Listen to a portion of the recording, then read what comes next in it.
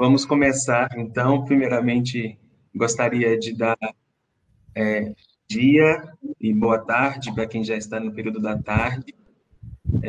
Eu sou Rafael Murta, falo aqui do Brasil, sou líder da estratégia de empreendedorismo social para o Brasil.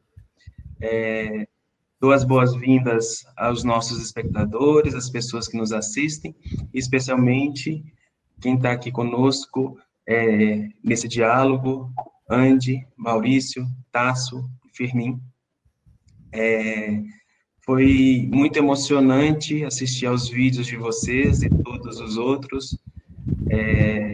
Me passa um filme na nossa cabeça de pensando quando tudo isso começou e o quanto e como rapidamente todos prontamente agiram para produzir resposta a essa pandemia, né?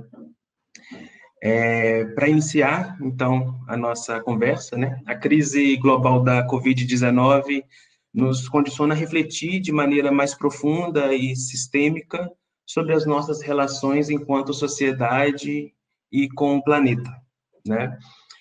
Pensar uma relação mais saudável e harmônica com o planeta pressupõe assumir a construção de uma sociedade que se assume numa estrutura e numa dinâmica cada vez mais saudável e sustentável. Empreendedores sociais da América Latina têm atuado nesse sentido, contribuindo para a construção de uma região cada vez mais sustentável. E é sobre isso que nós vamos conversar hoje com a Andy Ferrazin, da Sabe la Tierra, que fala diretamente da Argentina, Maurício Martinez, da La Mano del Mono, que fala diretamente do México, Fermin Reigadas, que fala pela Cântaro Azul, que fala diretamente do México, e Tasso Azevedo, do MAP Biomas, também brasileiro, falando aqui do Brasil. Eu pido permiso para falar em meu idioma materno, português brasileiro. Teremos aqui a tradução de duas pessoas que nos apoiam e que já agradecemos o esforço. E por isso nós vamos falar um pouquinho mais lento, para que elas possam dar conta de compartilhar a tradução com quem nos assiste. Para iniciar a nossa conversa, eu farei uma primeira pergunta e peço que cada um de vocês, antes de responder essa pergunta, já se conecte, se apresentando muito rapidamente, falando da sua organização e se conectando com o tema a partir da pergunta, né? E eu gostaria de iniciar, então, essa conversa, já que falamos de uma região mais sustentável. Quais são os principais desafios regionais para se criar uma América Latina mais sustentável? E como a sua inovação, a sua organização tem contribuído para enfrentar esses desafios? Nós começamos com Angie. Bueno, a todos. Bueno, yo soy Angie Ferrazini, fundadora de Sabe la Tierra, y desde hace 10 años promovemos el consumo responsable, el comercio justo, la producción sustentable, la alimentación saludable y el desarrollo local. Y lo que hacemos es poner en marcha mercados de pequeños productores orgánicos, agroecológicos, que trabajan cuidando la tierra y las personas, y que además ofrecemos al consumidor la posibilidad de comprar alimentos cercanos, de proximidad, producidos de manera agroecológica, y el consumidor puede venir y comprar sus productos de manos directas de sus productores, a quien hace importante en este momento en temas de salud, ¿no? Saber de dónde vienen nuestros alimentos, qué se produce cerca de donde vivo, quiénes lo producen, y acceder sin intermediarios en las cadenas, ¿no? Estas cadenas cortas, que son las cadenas cortas de confianza, a donde podemos ir por nuestros alimentos saludables confiando en quienes los producen. Y bueno, eso es lo que venimos haciendo desde hace 10 años. siento que hoy es un momento donde todo lo que venimos haciendo cobra un real protagonismo, porque cada vez más tenemos que pensarnos de manera local, pensarnos de manera regional, pensarnos de manera de proximidad y también pensar en un mundo más sustentable, empezando por nuestros propios consumos y generando conciencia como consumidores, ¿no? Porque no es solamente nosotros como productores, sino que llamamos a un cambio de conciencia. Aparte, nosotros no somos los productores y los consumidores, somos parte de un ecosistema de confianza mutua donde tenemos que entre crear una nueva economía, crear la economía del bien común, de que tus alimentos sean cuidados, producidos localmente y que vos y tu familia se puedan alimentar de manera saludable. Y en esto promovemos nuevos hábitos, buenos hábitos, bienestar personal, talleres de huerta, talleres de compostaje, de nutrición. Estamos para acompañar a todos en esta evolución hacia una nueva forma de consumir, ¿no? Donde consumir menos y mejor, donde dejar de consumir porque no tenemos 3 planetas, tenemos solo, consumiendo como si tuviéramos 3. Entonces, reducir nuestros consumos y ser conscientes a la hora de consumir para poder convertirnos en consumidores responsables. Porque tenemos muchos derechos como consumidores, pero tenemos muchos deberes para con nuestro planeta como consumidores. Entonces, es momento de que asumamos responsabilidades, que el productor asuma las suyas, que nosotros como consumidores asumamos las nuestras, y hasta los invitaría a convertirnos todos en coproductores, ¿no? Porque también podemos producir nuestros propios alimentos, podemos empezar a tener una huerta en casa, y lo que hemos hecho a este momento tiene que ver con llevar todos estos materiales de una red de más de 350 pequeños productores, de 1.000 personas que integran los mercados Ave la Tierra, al desafío de llevar estos mercados al online, crear mercados en toda la Argentina y Latinoamérica, con promotores en cada una de las zonas que estén embanderados con este mundo más sustentable que todos necesitamos, y que esta nueva economía la construimos entre todos, siendo consumidores conscientes y siendo productores responsables, y todos siendo parte del mismo equipo. Angie, buenísimo. ¿Empieza Mauricio? Sí, hola, ¿qué tal, Rafa? ¿Me escuchan? Sí, muy bien. Sí. Ah, buenísimo. Rafa, muchísimas gracias, mucho gusto de saludarlas a todos y a todas. Pues yo soy Mauricio Miramontes y trabajo en La Mano del Mono, y lo que hacemos en La Mano del Mono es que combinamos turismo de naturaleza y modelos de educación vivencial para crear contribuyan a la conservación de áreas protegidas y de las comunidades que viven dentro y alrededor de ellas. Y un poco el reto que tenemos en Latinoamérica es que somos el continente más protegido del mundo. O sea, tenemos las áreas protegidas que existen en Latinoamérica equivalen a la superficie de Perú, Chile, Argentina y Brasil juntas. Es un porcentaje de más del 20%. O sea, estamos arriba de las metas de protección. Sin embargo, al mismo tiempo, en los últimos 50 años, hemos perdido en el continente la mitad de la biodiversidad que teníamos hace medio siglo, y también hemos perdido, a pesar de que hay un alto nivel de protección, hemos perdido la mitad de selvas y bosques que teníamos en el continente hace medio siglo, y la mitad de la población rural e indígena ya no vive en sus tierras. Entonces, al final tenemos todos los latinoamericanos dependemos de donde nacen estos recursos como el agua, nuestros alimentos, suelo, clima, y el reto de cómo lo abordamos es que a través del turismo y modelos de educación vivencial reconectamos esta relación entre las personas con lo natural, y generamos estas experiencias y modelos de negocio con comunidades rurales indígenas. Entonces creemos que de fondo el reto está en hacerla, reconectar la relación que tenemos entre personas y en personas con la naturaleza.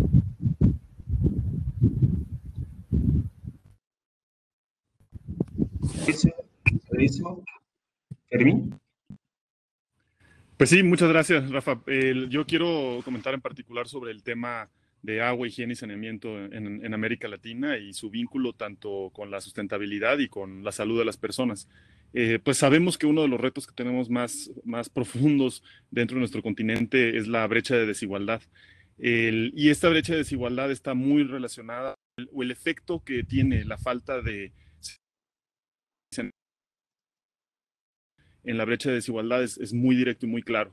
Digamos, se conoce y se dice de manera muy seguida, ¿no?, que la falta de estos servicios genera enfermedades gastrointestinales. Estas enfermedades gastrointestinales se tenía mucho el enfoque que producían en niños menores de 5 años. Eso en general se ha avanzado mucho en el continente con acceso a suero oral, acceso a los servicios médicos, pero en sí lo que no se ha podido resolver es el que se siguen enfermando. Ya no es tan grave, pero se siguen enfermando de manera recurrente, y eso tiene un impacto muy grande en la malnutrición. O sea, son personas que tienen un consumo de nutrientes bastante limitado, y con las enfermedades gastrointestinales pierden gran parte de estos nutrientes, lo que a lo largo del tiempo pues limita su desarrollo físico y cognitivo. Y entonces, si bien ya en particular en el contexto rural y periurbano, millones de niñas y niños ya nacieron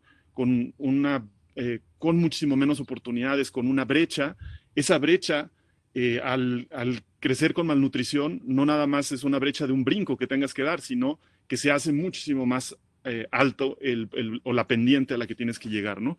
Y en gran medida esto, digamos, aunque se ha invertido en infraestructura en el continente, en particular a partir de la epidemia de cólera en los 90s, lo que vemos y lo que se reporta así de manera general es que la infraestructura no funciona, distribuye el agua de manera intermitente, de muy mala calidad, con contaminación fecal, y sin embargo esto no salía y no se reconocía en las políticas públicas o en los índices que teníamos, por ejemplo, con los Objetivos de Desarrollo Milenio, que se enfocaban en visibilizar la estructura.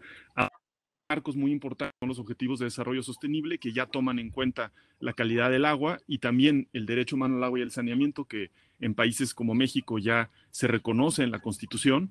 Y esto nos permite, sienta las bases para un cambio de paradigma y para una transformación. Sin embargo, nosotros seguimos viendo que, aunque estén estas metas y este derecho humano fundamental, sigue sin ser reconocido principalmente por las autoridades. Conocemos muy pocas autoridades que tomen el derecho humano al agua y al saneamiento como un derecho humano, como los demás derechos humanos, como la libre expresión y otros que ya consideramos como fundamentales.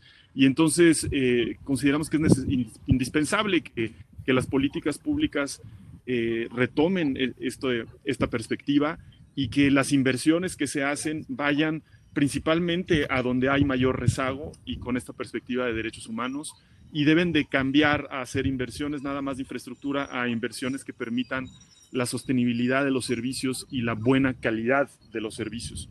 Esto suena como un reto enorme y como algo que sería muy difícil lograr.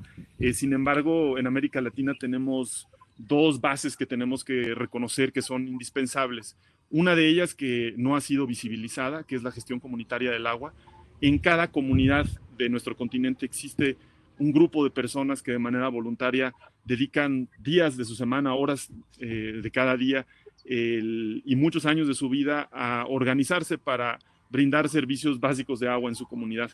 Y eso es una infraestructura muchísimo más valiosa que, digamos, la infraestructura física, y el reto es que está dispersa. Entonces, aquí lo que es importante hacer es reconocerle, fortalecerla, fomentar que intercambien experiencias entre sí, fomentar que se generen estructuras y que a través de esas estructuras de asociatividad tengan una voz y voto en las políticas públicas y puedan manifestar cuáles son los retos y cómo debe de transformarse, ¿no? Digamos, como emprendimiento social, algo que también ha sido un reto para nosotros es que existe una visión mucho de empresarial, ¿no? O sea, como para poder servir a lo que a veces se le llama la base de la pirámide, digamos, a la población marginada, se tienen que crear modelos de negocio. En el caso del agua, en contextos donde hay una brecha de desigualdad, nos queda muy claro que eso no ha funcionado. Generalmente las soluciones que se implementan desde esta perspectiva benefician a quienes ya tienen más recursos y siguen dejando atrás a quienes no lo tienen. Entonces, para cerrar este mensaje, creemos que es muy importante el rol de la filantropía. Tiene que ser una filantropía no que pague cada sistema de agua, sino una filantropía estratégica que fortalezca la gestión comunitaria del agua y que logre incidir en las políticas públicas y que se lleve a cabo de la mano con los emprendimientos sociales con una visión más sistémica. Perfeito. Graças, Firmin. Tasso. Oi, boa tarde. Vocês me escutam bem? Porque eu estou escutando tudo meio cortado. Escutamos bem, mas parece que sua imagem não está muito bem com a voz, com o áudio que chega. Tá bem. Então, eu sou o Tasso Azevedo, do Brasil. Eu coordeno um projeto chamado MAP Biomas, já explico o que é, e ele funciona no contexto de uma rede de organizações chamada Observatório do Clima, que reúne cerca de 50 organizações da sociedade civil que trabalham com a agenda de clima e sustentabilidade no Brasil, fazendo muito trabalho de advocacy e também de geração de informação. Esse projeto MAP Biomas, ele tem por objetivo mapear e monitorar as transformações que acontecem no território brasileiro. No caso, a gente tem feito isso para os últimos 35 anos, que é onde existem as imagens de satélite disponíveis. E, basicamente, a história é contar a história de transformação de cada pedacinho de 30 por 30 metros do país ao longo desses 35 anos. Então, digamos, divide o país em 9,5 bilhões de pedacinhos e conta a história de cada pedacinho desse. E, conhecendo a história dessas transformações, se era floresta, virou agricultura, pasto, área urbana, mineração, ao entender isso, é como se a gente tivesse uma espécie de linha do tempo, uma história, e a gente consegue entender as narrativas e as conexões que existem entre essas transformações que ocorrem no território e as decisões que são tomadas em políticas públicas e políticas privadas também, em cada uma das regiões. Então, o nosso objetivo é contribuir para que as decisões que são tomadas no Brasil, elas sejam feitas baseadas na ciência e no interesse público. E a nossa contribuição é dar essa informação de uma forma bem simples, organizada, disponível. Essa mesma iniciativa está sendo feita hoje em várias regiões.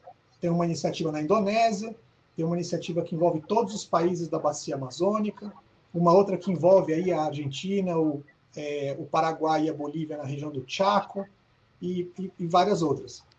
A característica principal dela é trabalhar em rede. Então, todo o processamento, todo o trabalho que a gente faz, ele é feito numa rede que envolve empresas de tecnologia, ONGs e universidades. E tudo que é feito é publicado, desde os algoritmos aos mapas, os dados é publicado de forma aberta, gratuita, para que qualquer usuário possa trabalhar com esses dados, sempre trabalhando em rede.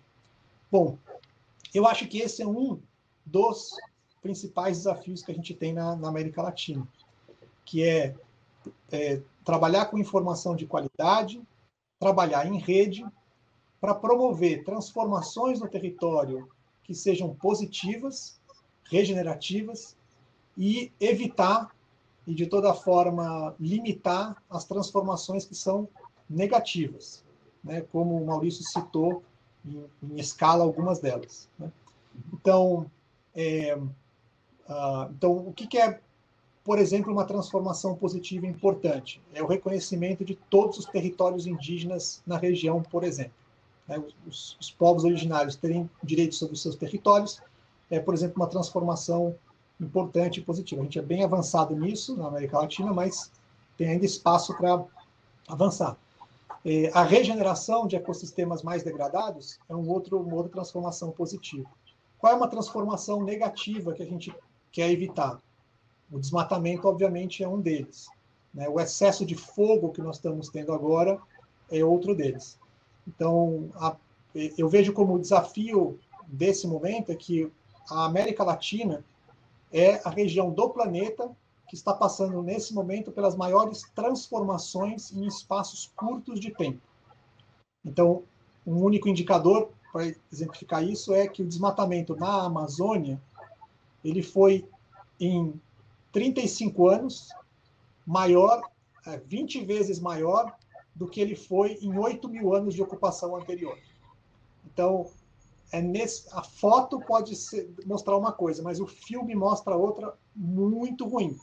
Então, o nosso trabalho é interferir no filme para que não só a foto possa ser interessante, mas a nossa trajetória seja uma trajetória que nos leve a um ambiente melhor e mais sustentável e não mais degradado na visão do futuro. Perfeito, Tássio, muito obrigado.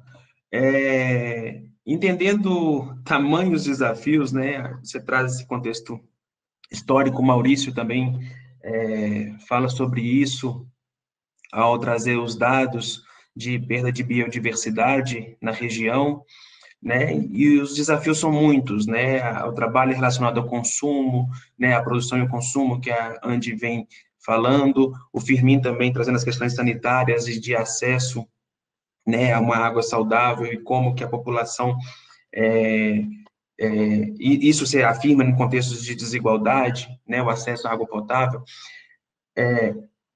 Todos esses desafios estavam postos antes da pandemia, né? E aí a minha pergunta para vocês é qual foi a mudança mais desafiadora para o trabalho de vocês durante a pandemia e como que vocês têm conseguido se adaptar a essa nova realidade, né? A pandemia tem exigido um perfil de adaptabilidade muito forte. Como cada um de vocês tem conseguido reagir e adaptar o seu trabalho com esse quando se soma mais um desafio, que é a Covid-19. Começamos por Maurício. Rafa, muchas gracias. Yo creo que primeramente el desafío fue entender que esto no iba a durar un mes y que dijimos, bueno, ya en 2 meses. No, 2 meses tampoco. Ya llevamos 6 meses y no sabemos esa incertidumbre de la preparación a cuánto tiempo y lidiar con eso a nivel sector, creo que ha sido uno de los retos importantes. El turismo es el sector más afectado y también será el de más lenta recuperación. Y hay 26,000 familias rurales e indígenas que viven en áreas naturales protegidas y el turismo es un complemento importante dentro de sus medios de vida. Es decir, que sí se ve de un día a otro prácticamente una caída importante. Entonces, creo que eso ha sido uno de los grandes retos. Ha habido una transición en familias que viven dentro y alrededor de áreas protegidas a sus medios de vida, de economías de autoconsumo.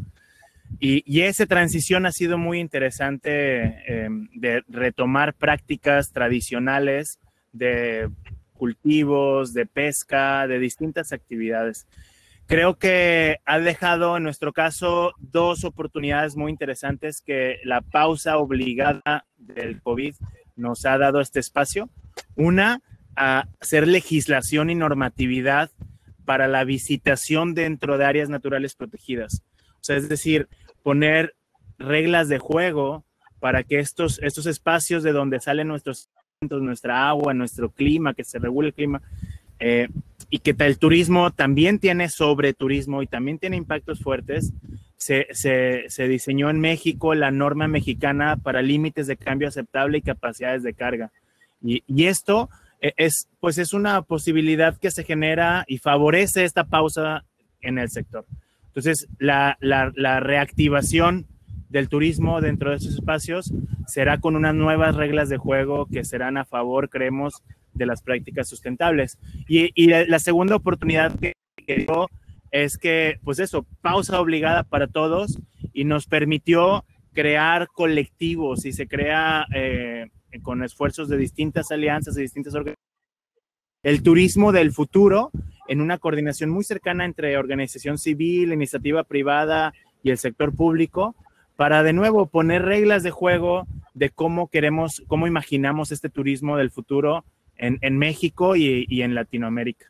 Entonces, sin duda ha sido una cachetada muy fuerte para todos de las formas de pensar y formas de venir haciendo las cosas, pero al mismo tiempo ha sido un momento de reflexión y de transformación.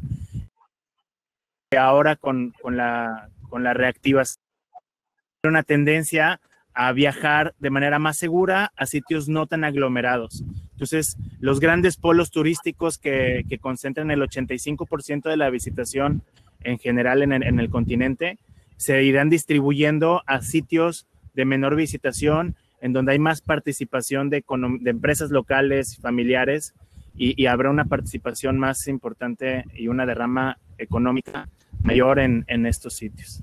Entonces, esa es la tendencia que se espera, aunque también sigue creciendo el músculo del business as usual y de este turismo de grandes aglomeraciones y también de grandes impactos. Vale. Gracias, Mauricio. Fermín.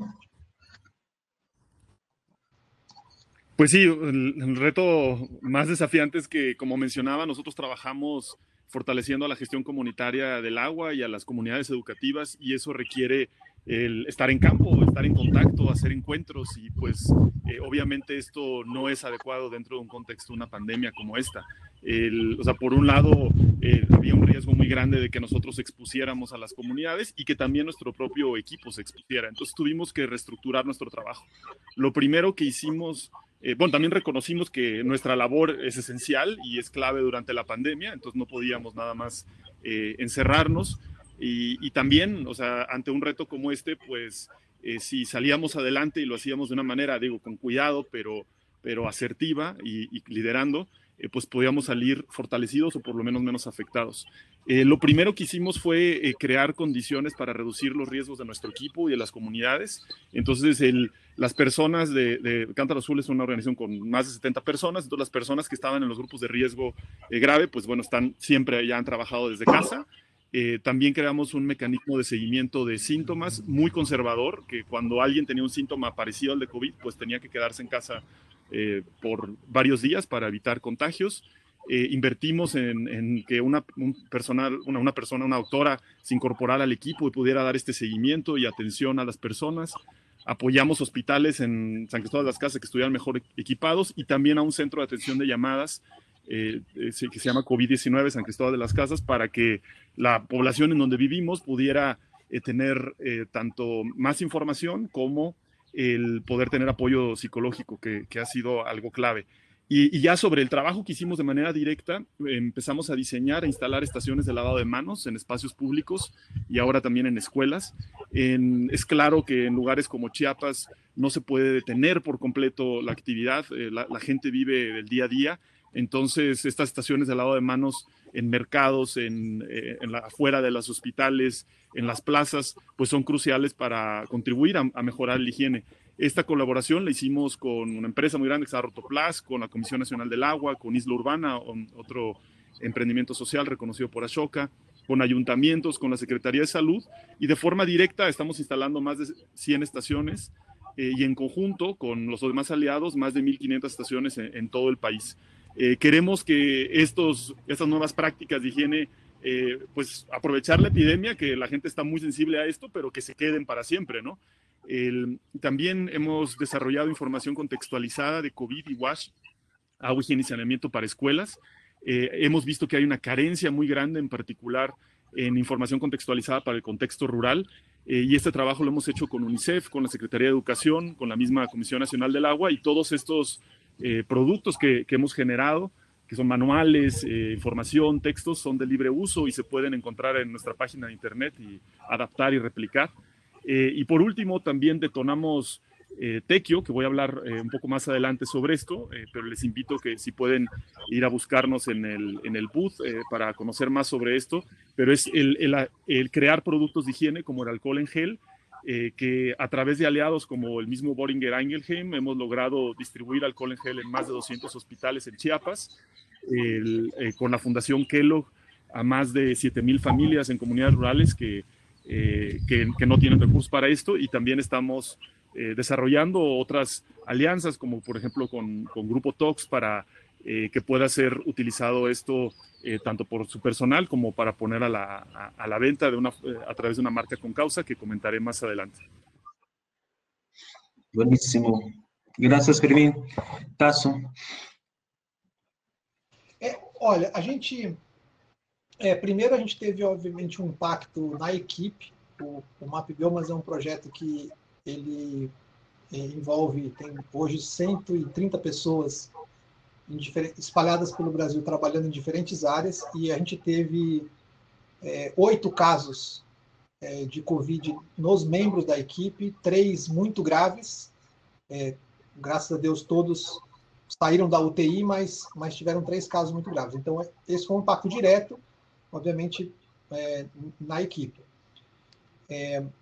Mas acho que a primeira questão para a gente, acho que o Maurício colocou muito bem, né, que é no primeiro mês, né, a gente, bom, tudo bem, daqui um pouquinho a gente já vai...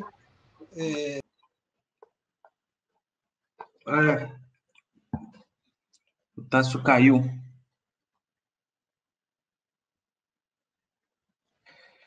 Vamos, Andy, gostaria de empezar enquanto ele se reconecta y ahí... Bueno, buenísimo. Que no nos caigamos, que no nos caigamos. Bueno, nosotros como organización, los primeros 15 días que tuvimos que cerrar absolutamente todos los mercados que teníamos en marcha, ahí volvió, no sé si querés que retome él o a ver. Eu não sei, de vez em quando eu caio aqui, aí eu volto. Aí está. Você quer concluir? Não, digo, a gente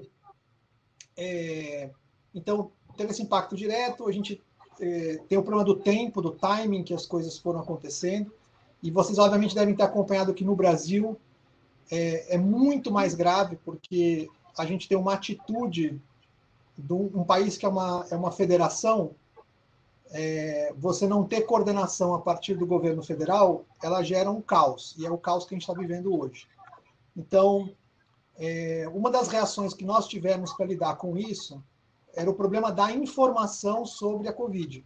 Então, nos primeiros 30 dias, a gente se deu conta de que não ia ter coordenação de informação, então a gente criou, usando as ferramentas que a gente tem no projeto, a gente criou um portal de informações sobre a Covid-19 no Brasil, geoespacializado, que dá informação em cada município, cada estado, faz projeção com isolamento, sem isolamento, quanto a demanda de hospital. Então, a gente criou uma plataforma para fazer isso, em paralelo ao projeto, com uma contribuição de informação para o país. Curiosamente, até a plataforma mais acessada do MapBiomas é a única que não tem a ver com o MapBiomas diretamente, que é essa da Covid. Mas eu acho que ele evoluiu rapidamente para 2 temas para nós. O primeiro foi que a gente percebeu que a Covid estava impactando praticamente todas as atividades econômicas no Brasil, exceto um setor, e dentro desse setor, digamos, a banda ruim desse setor, né, a parte ruim dele, que está fazendo a conversão de florestas. Então, o desmatamento, em vez de cair, ele aumentou, as invasões de áreas protegidas explodiram, o garimpo ilegal, né, com essa coisa da pandemia, todo mundo correu para o ouro, o preço do ouro aumentou, o garimpo ilegal explodiu, áreas indígenas, áreas protegidas, é um escândalo o que está acontecendo.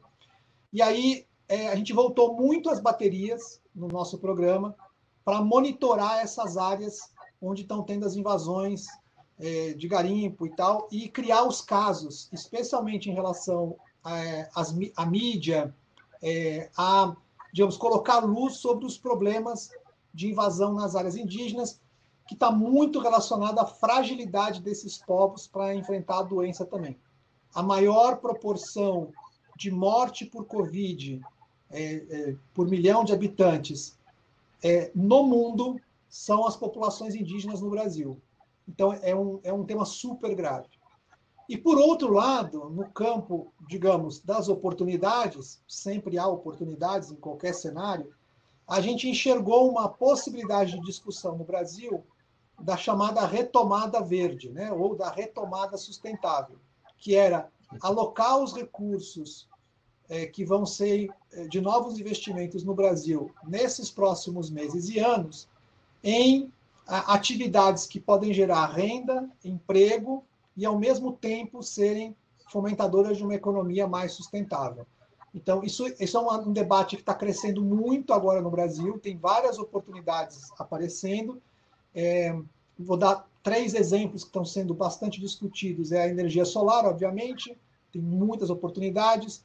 O reflorestamento, tudo que envolve recuperação, reflorestamento, e a chamada agricultura urbana, que é um fenômeno muito novo no Brasil, não muito aplicado, mas que está se espalhando rapidamente no país, o conceito da agricultura orgânica, agricultura próxima dos centros de consumo e tal. Então, são um pouco do que a gente está vivendo aqui.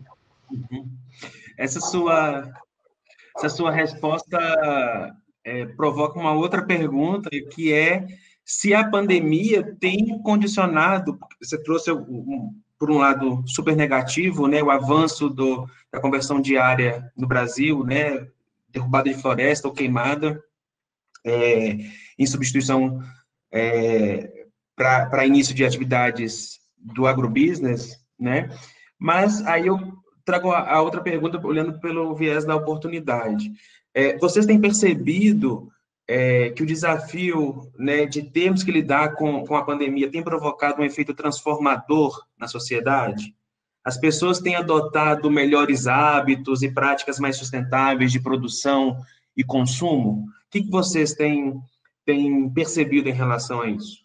Aí eu peço o Firmin para começar.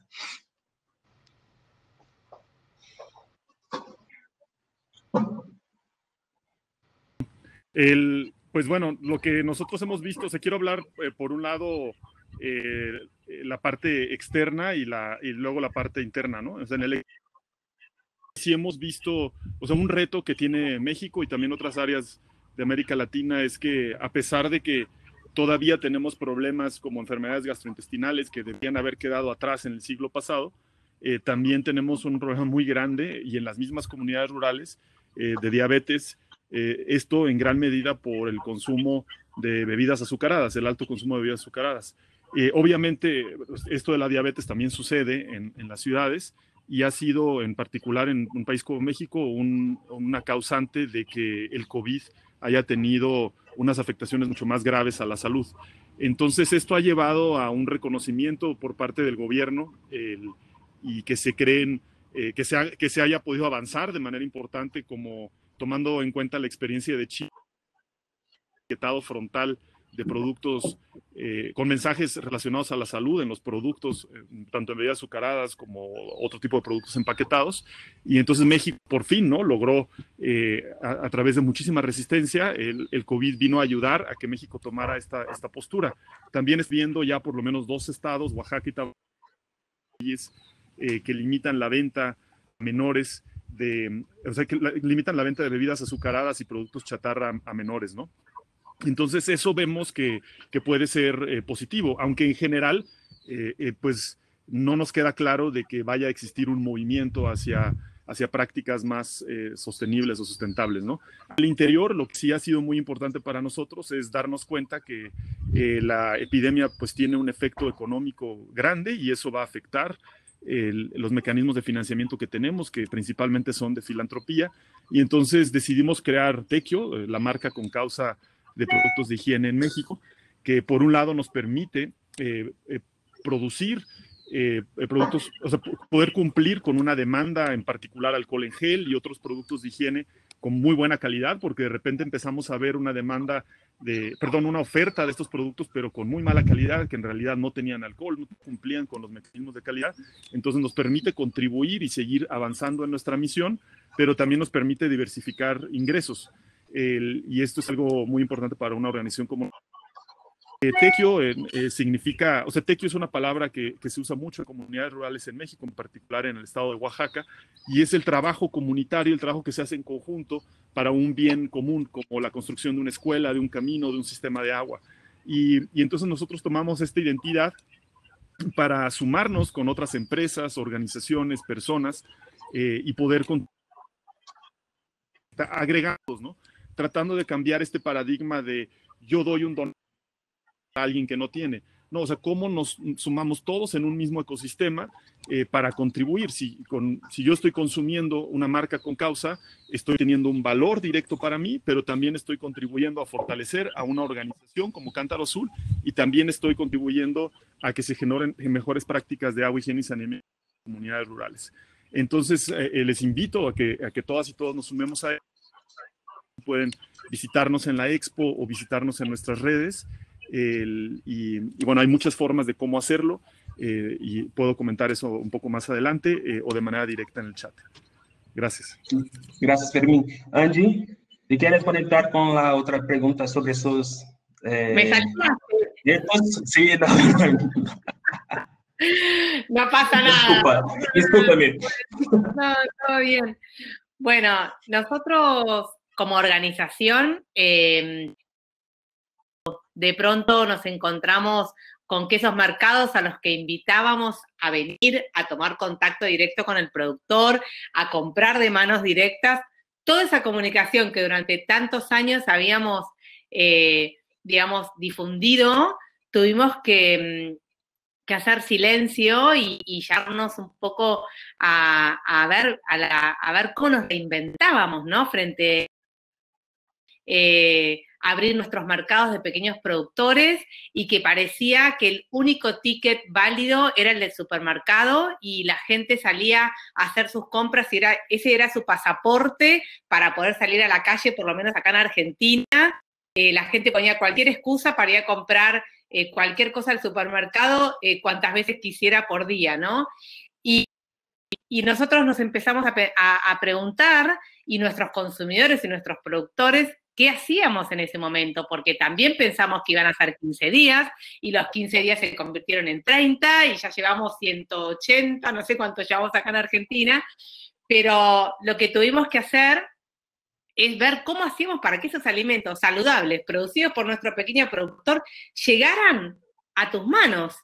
Entonces, un poco fue volver a empezar, fue volver a cuando con mi marido armamos los bolsones de pequeños productores y los vecinos pasaban por nuestra casa a buscarlas o se las llevábamos. Y así lo hicimos. Empezamos nuevamente a llevar los alimentos saludables a la puerta de tu casa, a nuclear a los pequeños productores y nosotros ponernos al servicio de que esos alimentos lleguen. Y eso fue el primer mes, y en el segundo mes, algo que teníamos como muy postergado, fue lanzar una plataforma de mercado online, pero fue un gran desafío también porque justamente lo que nosotros pregonamos durante tanto tiempo y tantos años es la relación humana en el acto de compra, es vivir la experiencia y venir a encontrarte con los 30 o 40 productores que forman parte de un mercado en particular, ¿no? Así que, bueno, tratamos de transmitir esa calidez, ese propósito a una compra online y armamos y reinventamos equipos que armaban los mercados y son los equipos que hoy te entregan la mercadería a la puerta de tu casa con un delantal de Sabe la Tierra, con los valores de Sabe la Tierra y eso estamos haciendo, ¿no? Una plataforma online de poder acercar al productor a una plataforma que para ellos era desconocida y que no podrían hacerlo por sus propios medios, o sea, muchos productores no tienen conectividad o no tienen la posibilidad de reinventarse en un e-commerce, y bueno, es abrazar también a esos productores y a los consumidores para poder acercar y ser nuevamente puente entre unos y otros con una modalidad un poco más fría, pero que no pierde el propósito, que no pierde el espíritu, que no pierde el entusiasmo por promover una alimentación más saludable y un mundo más sustentable. Y lo que sí creo que para nosotros es una gran oportunidad es que se incrementaron muchísimo los pedidos de alimentos saludables, la gente tomó conciencia acerca de cómo alimentarse, de qué comer, de cómo fortalecer su sistema inmunológico frente al COVID. Entonces ahí nos vimos con una demanda importante de alimentos saludables y bueno, estamos tratando de empezar a dar respuesta y nuestro desafío es poder replicar este modelo que hoy tiene 2 puntos de entrega con modelos regionales, locales, nucleando estos productores, subiéndolos a una plataforma y permitiendo la visibilidad por un lado del productor y el acceso a alimentos saludables y cercanos al consumidor. Perfeito, perfeito. Dale, Tasso. Não, eu só ia acrescentar uma coisa em relação ao que a Andy falou agora, que é muito interessante. Um efeito que a gente viu aqui no Brasil, a gente está acompanhando, para calcular as emissões de gases de efeito estufa, a gente acompanha vários setores. Aí, uma das coisas que foi curiosa é o que aconteceu com o setor de resíduos. Os resíduos domésticos, ao contrário do que a gente imaginava, eles diminuíram, em vez de aumentar. Então, a impressão que dá é que, quer dizer, as pessoas ficando em casa estão vendo o seu resíduo, né? Convivendo com ele e percebendo de uma forma mais clara o que é que está ali. Então, é um efeito curioso, não esperado, da nossa relação com o consumo, com resíduos, que tem a ver com isso. E as pessoas também estão cozinhando mais. E isso a gente vê pelo consumo de gás. O consumo de gás no Brasil aumentou nesse período, e tanto porque, digamos, todo mundo cozinhando em casa é menos eficiente do que talvez um restaurante, mas também porque as pessoas estão cozinhando mais. E quando você cozinha mais, você tende a comer mais saudável. Sim. Então é um efeito também interessante para uma sociedade que estava virando a sociedade do fora, né? E de pouca valorização do dentro, um efeito interessante e curioso também. Perfeito, perfeito. O equipo ya me llamó la atención porque tenemos solamente más 8 minutos, tenemos que cerrar puntualmente. Entonces, Mauricio, voy a hacer la próxima pregunta y pido que conecte la respuesta de esta con la próxima y que cada uno al responder use menos tiempo. Disculpe, perdón, necesito pedir eso. Entonces, la próxima pregunta es, bueno, sabemos que construir uma região mais sustentável implica em liderança compartilhada, trabalho em equipe e diferentes papéis que devem ser assumidos, né? Então, como podemos trabalhar regionalmente para que cada pessoa se reconheça como um co-líder desse movimento de transformação da América Latina? Comenzamos por ti, Mauricio. Claro. Gracias, Rafa. En nuestro caso, como les platicaba, que las zonas de mayor conservación, mayor riqueza natural, son habitadas por pueblos rurales y pueblos indígenas. Entonces, eso no es coincidencia, es porque hay una mayor economía sustentable en estas regiones. Entonces, lo que creamos para favorecer esta colaboración en la cadena de valor del turismo es la plataforma Market, que es una plataforma que crea certidumbre en el sector de turismo de naturaleza y genera espacios para la colaboración de 3 distintos actores. Por un lado, las empresas sociales y de base comunitaria, y ahí en la plataforma encuentran un set de herramientas y capacidades y personas que ya anduvieron varios años en este camino para fortalecer estos emprendimientos de base comunitaria y emprendimientos sociales. Por otro lado, quienes buscan integrar comercialmente la oferta de turismo de naturaleza y ahí se encuentran con certidumbre con qué tipo de proveedores pueden conectar con mayor facilidad y se incentivan prácticas sustentables para ser market ready. Y por otro lado, a los gestores de estos destinos, a quienes tienen la labor de hacer la gestión de distintos actores y el turismo es parte de esto. Entonces, estratégica e inteligencia en el destino para que en el contexto de COVID y con la que se espera de disminución de recursos económicos, estratégicos en esas inversiones de cómo fortalecer los destinos de naturaleza. Entonces, los invitamos también a conocer la plataforma Market Ready, que estará en un mes y medio, va a estar disponible, y el marketready.org. Y buscamos a través de esto favorecer la cooperación y el liderazgo de estos tres distintos actores para que el turismo sea una herramienta de conservación de áreas protegidas y de bienestar de comunidades que viven en ellas.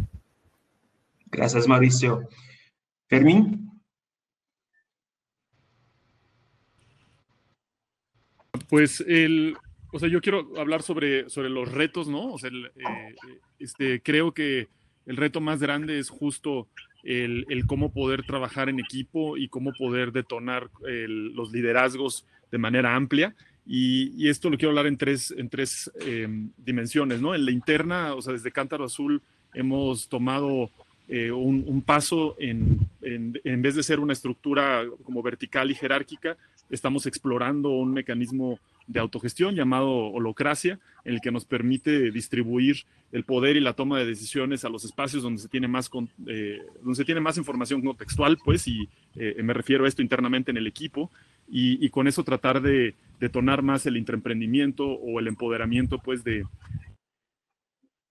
en el sector, la verdad, a diferencia del sector ambiental, que puede tener sus retos, pero que hay como mucho más unión, el sector de agua es un sector súper dividido, en particular en México, por muchos años de prácticas de captura política y económica, y cuesta muchísimo trabajo generar confianza y poder articularnos. Y eso es, creo que, pues, el reto más grande que tenemos.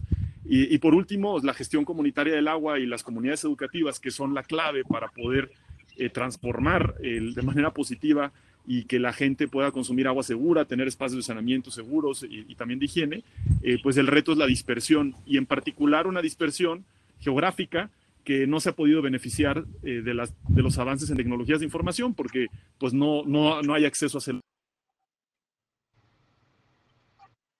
a internet o a otro tipo de cosas que pueden entrar en red, ¿no? Entonces, no tenemos la solución, pero sabemos que nuestro enfoque debe ser en cómo podemos crear confianza, crear redes y poder avanzar en esto, ¿no? Y de entrada, para quienes nos escuchan, pues una forma de hacerlo es sumarse a Tequio, ayudándonos a visibilizar el trabajo que estamos haciendo con otras empresas que puedan tanto comprar estos productos con causa para su propio insumo, como poder ayudarnos a distribuir a los clientes que puedan llegar a tener. Y pues les pido muchísimo si nos pueden apoyar en esto, o también si quieren sumarse como voluntarias y voluntarios, en particular en desarrollar las estrategias de mercadotecnia y las estrategias de distribución y de escalamiento.